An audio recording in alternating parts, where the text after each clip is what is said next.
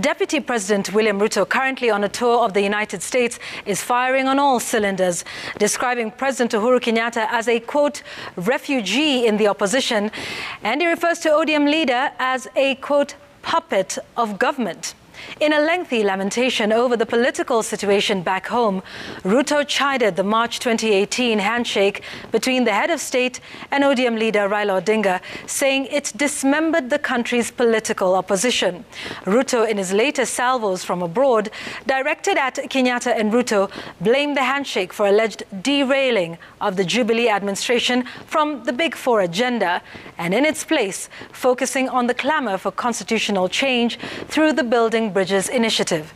And as Francis Gashuri reports, the DP claims democracy was on trial, even as he appealed to the international community to help stop what he termed use of state machinery to influence the August 9th State House succession race.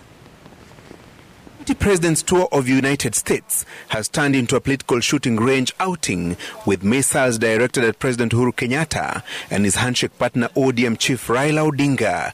During a session at the Carnegie Endowment for International Peace, Ruto did not hold back on his anti-handshake stance. The supposed opposition leader has become a puppet of government, and the leader of the ruling party is now a refugee in the opposition. So it's quite a situation.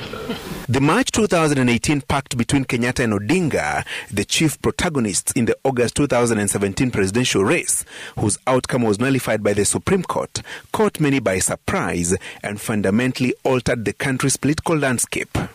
And this is the reason why some of us were said to be against the handshake, you know. The handshake took away the oversight role of the opposition. In Kenya today, we do not have an opposition. There is a mongrel of an organization. Nobody knows what the hell it is. People don't know whether we have the opposition in government or the government in the opposition. Kenyatta, while defending the handshake, accuses his deputy of sabotaging the Jubilee administration's second term and fomenting dissent against a government he helped craft in 2013 and 2017. Kama wewe tumechaguliwa pamoja na umeamua ya kwamba jukumu lako ni kuwa upinzani ndani ya serikali, mimi basi nikaenda kutafuta baba, nikaenda kutafuta Waipa, Gideon, nani. Jameni, njooni munisaidie hapa kwa sababu mambo imekuwa mramu. Sasa wakinisaidia kutimiza ajenda yangu, ubaya uko wapi? Si ni mjinga hawezi kuenda kuomba usaidizi na nyumba yake huko inataka maji kuweka kuzima moto, na moto umewashwa na wale wako ndani.